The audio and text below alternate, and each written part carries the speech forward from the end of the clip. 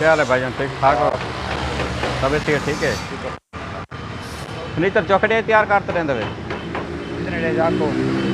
आखिर थोड़ा तो अंदाजा उस उसे जाको सन सवेरे चाहिए। डिजाइन पसंद करो सवेरे मिल रहा है बना पिए मेरा। हाँ आओ आओ चलो इतने गाल तो कर लेवा तो दसे ना। मैं ये गाल पूछता भी हाँ भाई, अगर फर्नीचर तकरीबन महंगा तो महंगा कितने का, सस्ता तो सस्ता कितने का? आखिर अंदाजा थोड़ा तो भी साढ़े को महंगा तो महंगा इतना फर्नीचर है पिया। दादी उस्ताद बताओ।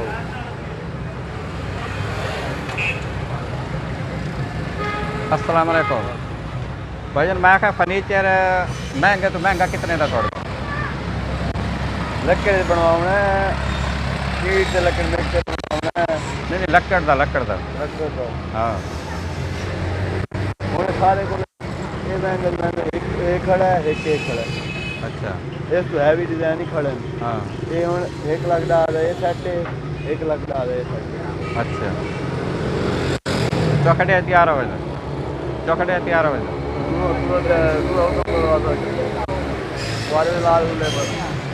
नहीं वो तो गल सही है कि अंदाजा तो होंगे लिमिट होती भाई हफ्ते च होंगे 4 डे च होंगे 10 डे च होंगे 20 डे 8 डेढ़ पक्के लग पे। अगर कोई पैसे पूसे कोई थोड़े बात रखावने हो तो बात अगर बिल फर्ज गल अगर 2 लाख का है तो 1.5 दो 50 रखाओ या लाख दो या लाख रखना हो या इस तरह का कोई निज़ाम है या कोई? इतना क्या नहीं हाँ इतनी मेरी गुंजाइश क्यों? इतनी मेरी गुंजाइश क्या इतना कम है, इतने कारीगर है नहीं इतने होता ना मैं काम उतना रखो है ना भाई जेड़ा इजी कर लो। अच्छा हाथ बताइए वाल नहीं करे ना हो दिए 5 10 15 हाथ मेरी नहीं 10 15 बस वाह वाह जेड़ा इतने बाहर ले सी 10 15 ही बाहर ले सी उसमें एक गुंजाइश इतनी हो सकती है। अगर इतनी हो गया गुंजाइश मैं शोरूम ने बड़ा कर लूँगा। ये माशाल्लाह शोरूम तो बड़ा होने इस तो बड़ा भी के होवे रोड पे शीशे ना लवावा मार्बल ना लवावा। नहीं मकसद आखर मेरा आखर दा ये है भी अगर किसी गरीब दी बेरफर्ज मैं इमदाद करदा पिया या कोई करदा भी है ओदी उस वजह नाल तुस कितनी है कि भाई हेल्प कर सकते वे, इमदाद कर सकते वे, नहीं कर सकते, रख सकते वे, नहीं रख सकते वे। चलो जेल तो साफ हो ना बैठ कर लो। अच्छा कितों आए मैं इतों शहर महल पिछो है केड़ी फार्म मैं इधर मैं चीज मैं फद्दे जो है पते के ये फद्दा वो गंदा खूह नहीं हां गंदे खूह दे नुक्कर ते जेड़ी कोठी है जिथे अकरम डेंटर बैठा है। हाँ हाँ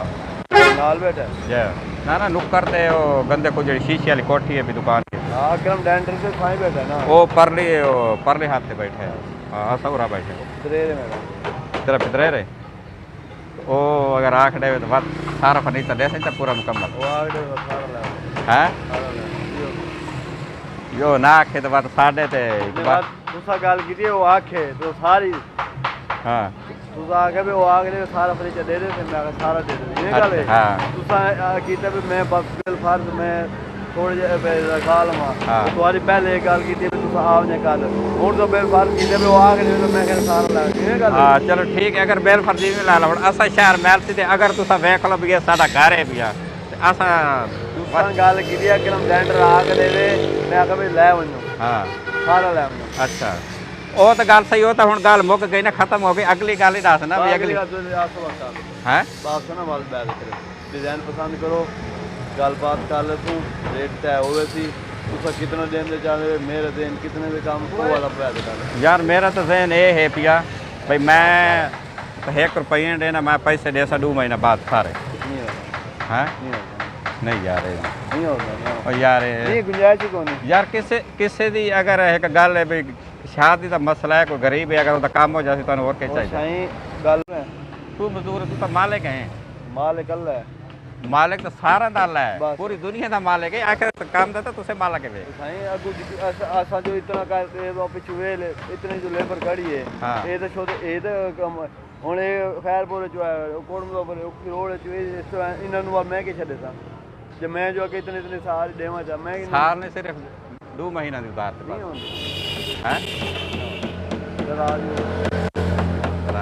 नाराज तो हो सुदू अगर सारू फर्नीचर ना दे तो नाराज हो सुदू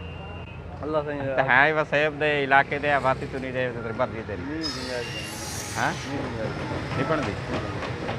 ਚਲੋ ਨਹੀਂ ਬਣਦੀ ਤੇ ਬਾਤ ਅਸਾਂ ਮੈਂ ਫਰਨੀਚਰ ਲਵਣ ਕੋਈ ਨਹੀਂ ਆਇਆ